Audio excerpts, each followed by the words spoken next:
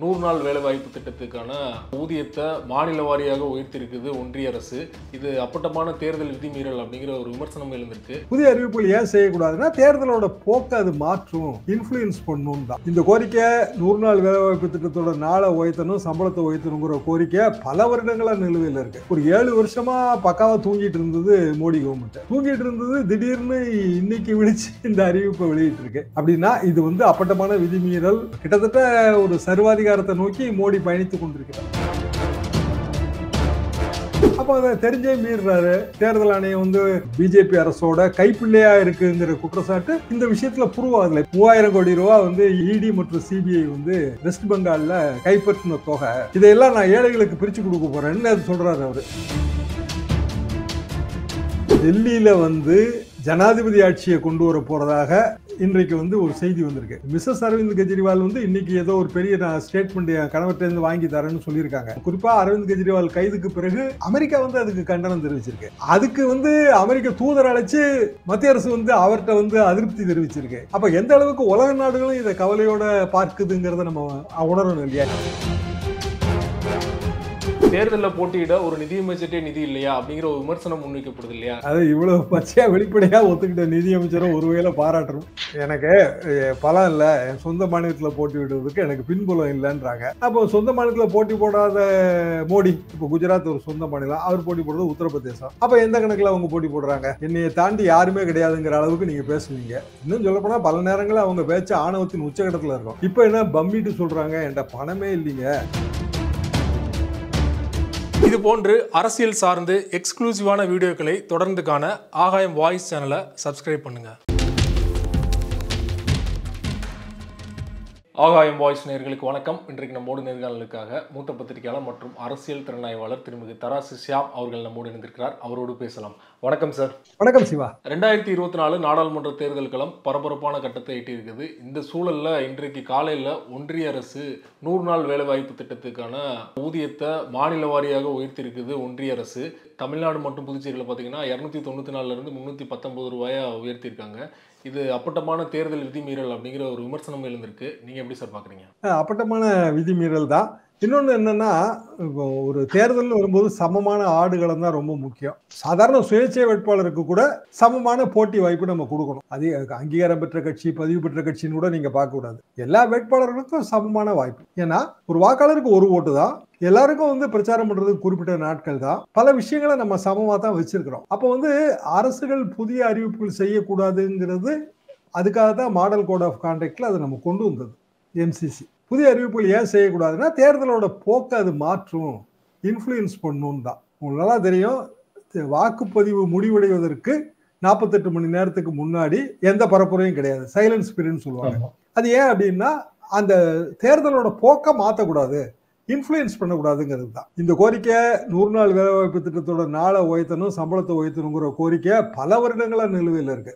விவசாயிகள் போராட்டத்திலே அந்த ஒரு கோரிக்கை உண்டுங்க. தமிழ்நாட்டிலேருந்து போனவங்க அந்த கோரிக்கையை வச்சிருந்தாங்க, திரு ஐயாக்கண்ணு தலைமையிலான போராட்ட குழுவினர். அப்போ கிட்டத்தட்ட புதிய அரசு 2019 அரசு 5 வருஷம் ஆச்சு.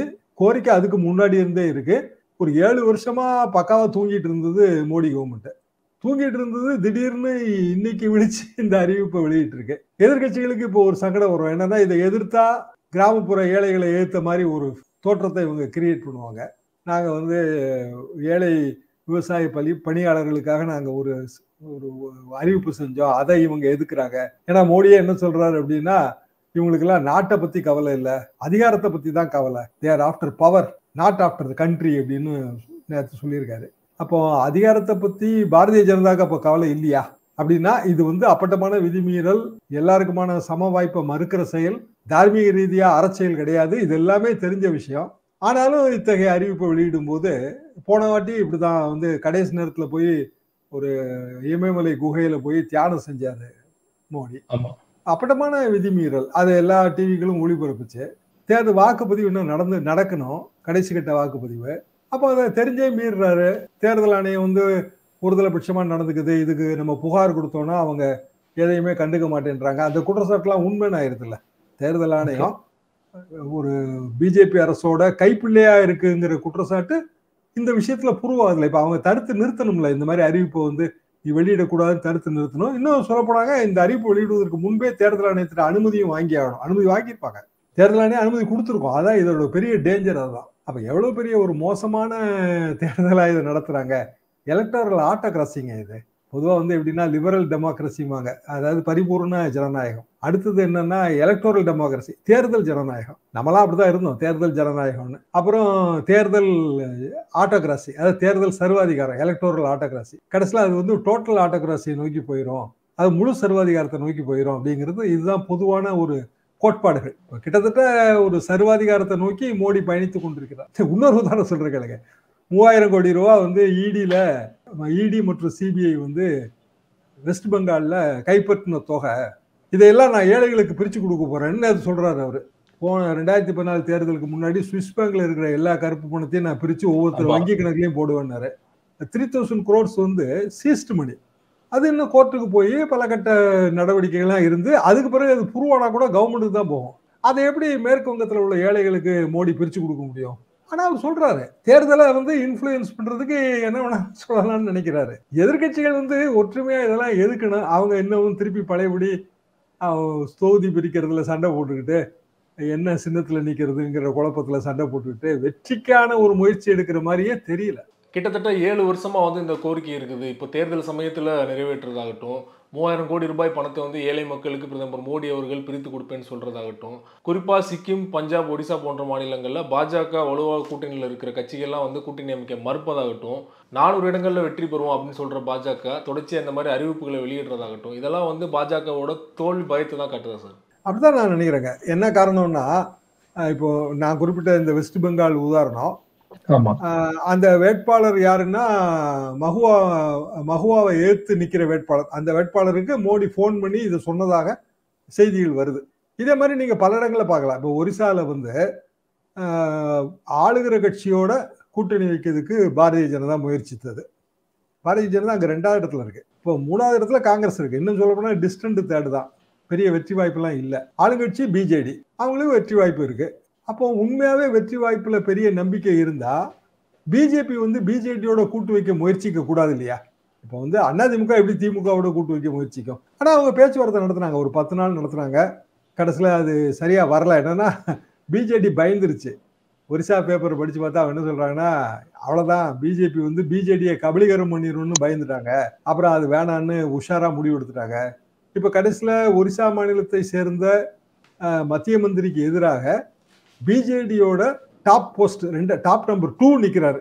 அப்போ அவர் கண்டிப்பா தோத்துருவாரு, மத்திய அமைச்சர் கண்டிப்பா தோத்துருவாரு. இப்போ ஒரிசா மாநிலத்தை சேர்ந்த மத்திய அமைச்சர்கள் வெற்றி பெற முடியாது அப்படிங்கிற ஒரு ஐயம் இருக்கிறதுனால தானே இப்படியான ஒரு கூட்டணி முயற்சியை தொடங்குறாங்க. ஏன்னா இது மோடிக்கு தெரியாம நடந்திருக்க வழி இல்லை. ஏன்னா அமித்ஷாவோடய நேரடியா போய் பேசுறாங்க. அப்ப இப்படி ஒரு முயற்சியை யாருமே எடுக்க மாட்டாங்களே. அப்ப 400ன்னு சொல்றாங்களே தவிர 400 சாத்தியம் இல்லை, தோல்வி பயம் இருக்குன்னு தானே அர்த்தம். Right sir. அதே போல் தேர்தல் தொடங்குற நேரத்தில் பார்த்தீங்கன்னா கரெக்டாக கெஜ்ரிவால் அவர்கள் கைது, ஏற்கனவே ஜார்க்கண்ட் முதல்வர் கைது செய்யப்பட்டார், தொடர்ச்சியாக 2வது முதல்வர் கைது செய்யப்படுறார் இல்லையா? இதுவுமே ஒரு காரணமாக சொல்லப்படுது. கெஜ்ரிவால் கைது மூலமாக குஜராத்தில் ஆம் ஆத்மி காங்கிரஸ்க்கு ஒரு உடன்பாடு ஏற்பட்டது, டெல்லியில் அவங்க ஜெயிக்கிற நிலை இருந்தது, இதெல்லாம் உடைக்கிறதுக்காக கைது செய்யப்பட்டாங்க. ஆனால் அவங்களுக்கே இது பேக் ஃபயர் ஆயிடுச்சோ பிஜேபிக்கு? டெல்லியில ஜனாதிபதி ஆட்சியை கொண்டு வர போறதாக இன்றைக்கு ஒரு செய்தி வந்திருக்கு. யார் சொன்னார்னா டெல்லியோட லெப்டினன்ட் கவர்னர். டெல்லி யூனியன் பிரதேசம், ஆனா பாண்டிச்சேரி மாதிரி கூட அவங்களுக்கு அதிகாரம் கிடையாது. போலீஸ் எல்லாம் டெல்லி கவர்மெண்டோட கண்ட்ரோல் கிடையாது. ஆம் ஆத்மி பார்ட்டியோட ஆபீஸ்க்கு போற எல்லா வழியுமே மூடிட்டாங்க. போராட்டத்தில் ஈடுபட்ட பலரையும் கைது செஞ்சுட்டாங்க. மிஸ்ஸஸ் அரவிந்த் கெஜ்ரிவால் இன்னைக்கு ஏதோ ஒரு பெரிய ஸ்டேட்மெண்ட் என் கணவர்கிட்ட வாங்கி தரேன்னு சொல்லியிருக்காங்க. 200 ரைடு டோட்டலா இந்த 2 வருஷ பீரியட்ல ஆம் ஆத்மி கட்சியை சேர்ந்த பல பிரமுகர்கள் 200 பேர் ரைடு நடத்திருக்காங்க. 73,000 ரூபா தான் மொத்த ரொக்கமே எடுத்திருக்காங்க. இதுல எங்க கோடிக்கணக்கான ரூபாய் பணம் இருக்கு, எங்க மணி ட்ரையல் இருக்கு, அதாவது எப்படி அந்த குற்ற செயல் மூலமா புரிந்த பணம் எங்க இருக்கு. அப்போ முழுக்க முழுக்க சர்வாதிகாரத்தனமாக மோடி நடந்து கொள்கிறார் அப்படிங்கிற குற்றச்சாட்டு வைக்கும் போது நேற்றைக்கு அதை ப்ரூவ் பண்ற மாதிரி டெல்லியோட லெப்டினன்ட் கவர்னர் சொல்றாரு, அது சிறையில இருந்தெல்லாம் நீங்க ஆட்சி நடத்த முடியாது, அதுக்கு மாற்று ஏற்பாடு செய்ய போறோம் அப்படின்னு. மாற்று ஏற்பாடுனா ஜனாதிபதி ஆட்சியை தவிர ஒரு வழி இல்லை. ஏன்னா அவங்க சட்டமன்றத்தை இன்னைக்கு ஸ்பெஷலாக கூட்டியிருக்காங்க. ஆம் ஆத்மி சட்டமன்றத்தில் அவங்களுக்கு 60க்கும் மேற்பட்ட எம்எல்ஏக்கள். ஆம் ஆத்மி பார்ட்டி எம்பியும் எம்எல்ஏயும் இப்போ வந்து பிஜேபி வந்து விலை கொடுத்து வாங்கிருச்சு. இப்படியான ஒரு சூழ்நிலையில் எதிர்க்கட்சிகளை எல்லாம் அழித்து விட்டு அல்லது ஒடுக்கி விட்டு அல்லது சிறையில் தள்ளி விட்டு அல்லது ஏதாவது ஒரு வகையில விலை கொடுத்து வாங்கி விட்டு எப்படியாவது ஆட்சியை பிடிக்கணும் அப்படிங்கிற ஒரே குறிக்கோள் நல்லாவே தெரியுது. ரஷ்யால புட்டின் வந்து அப்படிதான் ஆட்சிக்கே வர்றாரு. 88% புட்டின் ஆதரவு அப்படின்னு அந்த நாட்டு தேர்தல் ஆணையம் சொல்லியிருக்கு. புட்டினை ஏத்தி யாரெல்லாம் நின்னா யாருமே நிக்கல. என்ன காரணம்னா எல்லாரும் வந்து ஜெயில இருக்காங்க. பலர் வந்து மர்மமான முறையில காணாமலே போயிட்டாங்க. இப்ப கிட்டத்தட்ட அந்த ஒரு நிலை தானே இந்தியால இருக்கு. இந்தியாவில் இந்த நிலை இருக்கிறதுக்கு இன்னும் குறிப்பா அரவிந்த் கெஜ்ரிவால் கைதுக்கு பிறகு அமெரிக்கா வந்து அதுக்கு கண்டனம் தெரிவிச்சிருக்கு. ஆமா, அதுக்கு வந்து அமெரிக்க தூதர் அழைச்சு மத்திய அரசு வந்து அவர்கிட்ட வந்து அதிருப்தி தெரிவிச்சிருக்கு. அப்ப எந்த அளவுக்கு உலக நாடுகளும் இதை கவலையோட பார்க்குதுங்கிறத நம்ம உணரணும் இல்லையா? இந்திரா காந்தி காலத்துல எமர்ஜென்சி எப்படி இந்திரா காந்தி எடுத்தாங்கன்னா உலக நாடுகளோட அழுத்தம் தான். இப்ப இன்னைக்கு வந்து உலகம் இன்னும் பெரிய ஒரு கொடைக்கு கீழே திரண்ட பிறகு இந்தியால வந்து சர்வாதிகாரத்தனமாலாம் யாரும் செய்ய முடியாது. செஞ்சா வந்து அவ்வளவுதான், உலக நாடுகள் எல்லாமே இந்தியாவை எதுக்கும். அப்படியான ஒரு சிக்கல் புதைமணல்ல எப்படி போய் சிக்குவாங்க? இயல்பாக இந்த சர்வாதிகாரத்தை கண்டிக்க வேண்டிய அமைப்புகள் வந்து இங்க வாழாம இருக்கு. அதாவது தூங்குது எல்லா அமைப்பும். அது நீதிமன்றங்களா இருந்தாலும் சரிதான், தேர்தல் ஆணையமா இருந்தாலும் சரி, நடுநிலை காக்க வேண்டிய அமைப்புகளை ஏற்கனவே வந்து வளைத்து போட்டாகி விட்டதுங்கிறது தான் இதுல இருக்கிற கொடுமை. Right sir. அதே போல தமிழ்நாடு பாஜக வேட்பாளர்கள்லாம் பார்த்தீங்கன்னா பெரும்பாலும் வந்து அறிந்த முகங்கள் தான், ஸ்டார் வேட்பாளர்கள் தான் களமிருக்காங்க. அண்ணாமலை முதல் தமிழிசை வரை. இன்னொரு புறம் வந்து நிர்மலா சீதாராமன் போட்டியிடுவாரா அப்படிங்கிற ஒரு கேள்வி தொடர்ச்சியா சில மாதங்களுக்கு முன்னாடி இருந்தே எழுந்துகிட்டு இருந்தது. நிர்மலா சீதாராமனே இன்றைக்கு அதற்கு ஒரு பதில் சொல்லியிருக்கார். தேர்தலில் போட்டியிட என்ற போதிய நிதி இல்லை அப்படின்னு சொல்லியிருக்காரு. அது மட்டும் இல்லாமல் சவுத்தில் எங்கேயாவது போட்டிடுங்கன்னு சொன்னதுக்கு அங்கே ஜாதி ரீதியான சப்போர்ட் எனக்கு கிடைக்காது அப்படிங்கிற ஒரு கருத்தை முன் வச்சிருக்காரு இல்லையா? எப்படி பார்க்குறீங்க இதை? ரொம்ப காமெடியா இருந்துச்சுங்க. அது இவ்வளவு பச்சையா வெளிப்படையா ஒத்துக்கிட்ட நிதியமைச்சரும் ஒரு வகையில பாராட்டுறோம். இந்தியாவில் கருப்பு பண ஒழிப்புக்கு தானே நீங்க வந்து பண மதிப்பிழப்பை கொண்டு வந்தீங்க. கருப்பு பண ஒழிப்புங்கிற போர்வையில எத்தனையோ நடவடிக்கை எடுத்தாச்சு. எலக்டோரல் பாண்ட் வரைக்கும் அதுதான் சொல்லப்பட்ட காரணம். எலக்டோரல் பாண்ட் ஸ்கீமை தேர்தல் ஆணையம் மன்னிக்கணும் சுப்ரீம் கோர்ட் ரத்து பண்ண பிறகும் இன்னொரு பிஇ எஃபர்ட் எதுன்னா, அதாவது அதுக்கான ஒரு மாற்று ஏற்பாடு எதுன்னா, எலக்டோரல் பாண்டு கொடுக்கக்கூடிய பண வசதி படைச்சவனை எலக்டோரல் பாண்டு இப்போ கொடுக்க முடியாத ஆனதுனால அவனை அப்படியே பிஜேபியில சேர்த்துறாங்க. ஜனார்தன் ரெட்டி கர்நாடகாவில் பெரிய மைனிங் பிரமுகர். அவரோட பல ஷெல் கம்பெனிகள் மூலமா எலக்டோரல் பாண்டு கொடுத்துட்டு இருந்தாரு. இப்போ இபி கொடுக்க முடியாதுன்னு ஆயிடுச்சு. அவரே போடு, உள்ள தூக்கி போடு. அப்படின்னா என்ன பண்ண முடியும்? நீங்க எலக்டோரல் பாண்டு தானே நீங்க வாங்கக்கூடாதுன்னு சொன்னீங்க. பாண்டு வாங்கக்கூடிய கெப்பாசிட்டி உள்ளவன கட்சிக்குள்ள சேர்த்துற வேண்டியதானே? இப்படி போறாங்க. அப்போ பிஜேபி வந்து அவர் இத்தனைக்கும் பிஜேபியில இருந்தவர் தான், தனி கட்சி கண்டு போனாரு. இப்ப அவரை தூக்கி இங்க உள்ள கட்சிக்குள்ள சேர்த்துட்டாங்க. அப்ப என்ன கரப்ஷனுக்கு எதிராக இருக்காரு மோடி வந்து? கரப்ஷன் ஆதரிக்கிறவங்க எல்லாம் ஒரு பக்கம் இருக்காங்க, கரப்ஷனை எதிர்க்கிறவங்க எல்லாம் பிஜேபின்றாரு. உங்க பின்னாடியே தான் ஜனார்தன் ரெட்டி சிரிச்சிட்டு நிக்கிறாரு. இப்படி எத்தனை பேர் ஒவ்வொரு மாநிலத்திலையும்? அப்ப நீங்க எப்படி கரப்ஷனுக்கு எதிரானவர்களாக இருக்க முடியும்? ஊழலின் ஊற்றுக்கண்ணே பாரதிய ஜனதா ஆயிடுச்சு. நிர்மலா சீதாராமன் பணமே என்கிட்ட இல்லைன்றாங்க எலெக்ஷன்ல போட்டி போடுற அளவுக்கு. அப்படின்னா அந்த பணம் தமிழிசைட்ட இருக்கா, அண்ணாமலைகிட்ட இருக்கா, முருகன்கிட்ட இருக்கா? அந்த கேள்வி எல்லாம் வரும்ல. அப்ப என்ன மோடி அவர்கள்ட்ட இருக்கா? 2 தொகுதியில போட்டியிடார் மோடி அவர்கள். எனக்கு பலம் இல்லை, என் சொந்த மாநிலத்தில் போட்டி விடுவதற்கு எனக்கு பின்புலம் இல்லைன்றாங்க. அப்போ சொந்த மாநிலத்தில் போட்டி போடாத மோடி இப்போ குஜராத் ஒரு சொந்த மாநிலம், அவர் போட்டி போடுறது உத்தரப்பிரதேசம். அப்ப எந்த கணக்குல அவங்க போட்டி போடுறாங்க? நீங்க ஆல் இண்டியா ஸ்டார், அகில இந்திய அளவுக்கு நிதி அமைச்சர், என்னைய தாண்டி யாருமே கிடையாதுங்கிற அளவுக்கு நீங்க பேசுவீங்க. இன்னும் சொல்ல போனா பல நேரங்களில் அவங்க பேச்சு ஆணவத்தின் உச்சகட்டத்துல இருக்கும். இப்ப என்ன பம்மிட்டு சொல்றாங்க, என்கிட்ட பணமே இல்லைங்க, எனக்கு வேற எந்த பேக்ரவுண்டும் இல்லை. அப்ப எந்த பேக்ரவுண்டும் இல்லாம நீங்க எதுக்கு ஆல் இண்டியா லெவல்ல நிதியமைச்சரா உங்களை வச்சிருக்காங்க? இயல்பாக பிஜேபி சார்பாக போட்டியிடுகிற எல்லாருக்குமான சவால் மாதிரி ஆயிருது. அப்ப எல்லாரையும் ஈடி பார்க்கணும். உங்ககிட்ட என்ன, நீங்க எவ்வளவு பணம் செலவு பண்ணுவீங்க, எவ்வளவு பணம் வச்சிருக்கீங்க, இதெல்லாம் பார்க்கணுமா? அப்போ ஈடியே செலக்டிவ் ரெய்டு தான் பண்ணுது. பிஜேபி சேர்ந்தீங்கன்னா உங்களுக்கு ரெய்டு கிடையாது. ரெய்டு நடந்துட்டு இருந்தா கூட பாதியில நிறுத்திட்டு போயிடுவாங்க. அப்படியே உங்களுக்கு வந்து நோட்டீஸ் கொடுத்தாலும் நோட்டீஸா அப்படியே கண்டுக்காமலே விட்டுருவாங்க. எத்தனையோ உதாரணம், அகில இந்திய உதாரணங்கள்லாம் வந்துருச்சு. நீ பிஜேபிக்கு போகல அப்படின்னா அவ்வளவுதான், தூக்கி போட்டு உள்ள போட்டுருவாங்க. இப்படியான ஒரு சூழ்நிலையில் அந்த துறையை கையில் வச்சிருக்கிற நிர்மலா வந்து இப்படி வந்து பட்டவர்த்தனமா அதை போட்டு உடைக்கும் போது பிஜேபிக்கே ஒரு தர்ம சங்கடமோன்னு எனக்கு ஒரு சந்தேகம். Right sir. அதே போல தமிழ்நாட்டுல நீங்க பல தேர்தல்களில் பார்த்துருப்பீங்க. பாஜகல இந்த முறை வந்து பிராமண வேட்பாளரே வந்து போட்டியிடல. சென்ற முறை கூட எச் ராஜா போன்றவர் போட்டியிட்டாங்க. நிர்மலா சீதாராமன் அவர்கள் சொன்ன ஸ்டேட்மெண்ட்டையும் இதை ஒப்பிட்டு பார்க்கலாமா? என்னுடைய சவுத்துலேயே சமூகம் ரீதியிலான ஒரு சப்போர்ட் எனக்கு கிடைக்கல அப்படின்னு சொல்லியிருக்காங்க. இங்கே பிராமண வேட்பாளர்கள் களமிறக்கப்படலை. ரெண்டையும் ஒப்பிட்டு பார்க்கலாமா சார்? இல்ல, ஜாதி ரீதியாக இப்படி பேசுவது ஒரு நேஷனல் லெவல்ல இருக்கிறவங்களுக்கு அழகல்ல. ஏன்னா அவங்க ஜாதியெல்லாம் தாண்டி தான் அவங்க வெற்றி பெறணும். இப்போ வந்து மோடிங்கிறது கம்யூனிட்டி நேம் தான். நரேந்திர தாமோதர தாஸ் தான் ஒரு பேரு. நம்ம வந்து கம்யூனிட்டி பேரை நம்ம பின்னாடி போடுறதெல்லாம் ஒழிச்சு ரொம்ப வருஷம் ஆச்சு. வட இந்தியாவில் இன்னமும் கம்யூனிட்டி பேர் தான் போட்டுட்டு இருக்காங்க. அப்போ குஜராத்தில் இருக்கிற அந்த கம்யூனிட்டி உத்தரப்பிரதேசத்தில் கிடையாது. இப்படி பல உதாரணங்கள் இருக்குங்க. இப்போ ஒரிசாவில் போட்டி போட போற பிஜேபி அமைச்சர்கள் எல்லாருமே வந்து ஒரிசா பிரிஞ்ச பிறகு ஒரிசா மாநிலத்தை சேர்ந்தவங்க இல்லை, அந்த பறந்து விரிந்த ஒரிசா மாநிலத்தை சேர்ந்தவங்க தான். அவங்க கம்யூனிட்டி அங்கே இருக்காங்கிறதுலாம் ரொம்ப சந்தேகத்துக்கிடமான கேள்விதான். பட் அதை தாண்டி அவங்க எப்படி நிற்கிறாங்க அப்படின்னா அவங்களுக்கான அந்த வேல்யூ தான், ஸ்டார் வேல்யூ தான். அப்போ நிர்மலா சீதாராமன் உண்மையிலேயே அவங்க வந்து அவங்களுக்கு 2028 வரைக்கும் ராஜ்யசபா எம்பி பதவி இருக்கு, அந்த தைரியத்துல சொல்றாங்க. ஆனா ஒரு அகில இந்திய அளவுல போஸ்டிங் வகிச்சுட்டு இப்படி பேசுறது அழகல்ல. ரெண்டாவது பிராமணர் அப்படிங்கிற பிரிவு மீண்டும் அவங்க தானே கொண்டு வராங்க. திமுகவை என்ன வகையில கிரிட்டிசைஸ் பண்றாங்க? ஏன்னா துவேஷம், ஏன்னா வெறுப்பு பிரச்சாரம், இதைத்தானே அவங்க சொல்லுவாங்க எப்பவும்.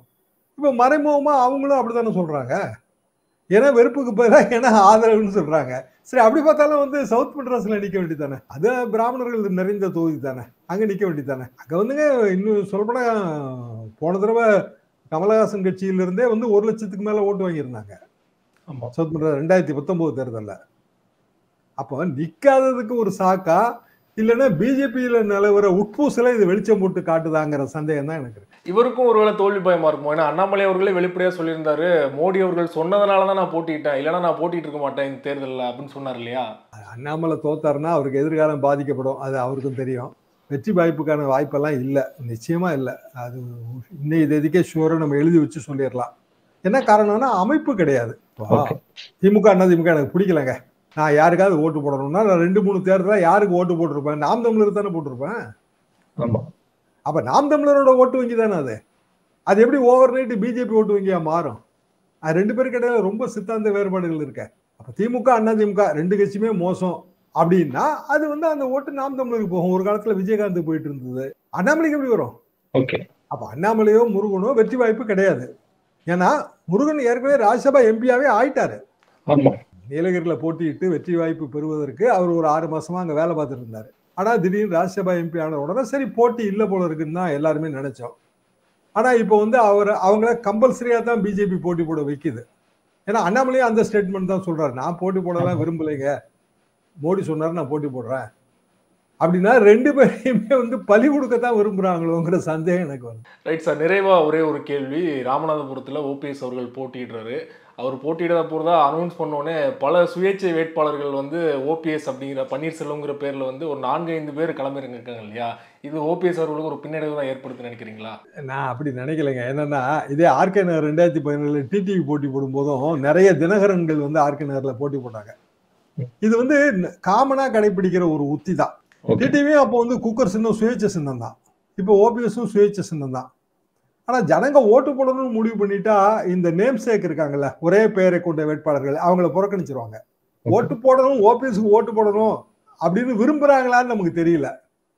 காரணம் என்ன அப்படின்னா அவருக்கு அது அறிமுகம் இல்லாத ஒரு தொகுதியா இருக்கு ஒண்ணு.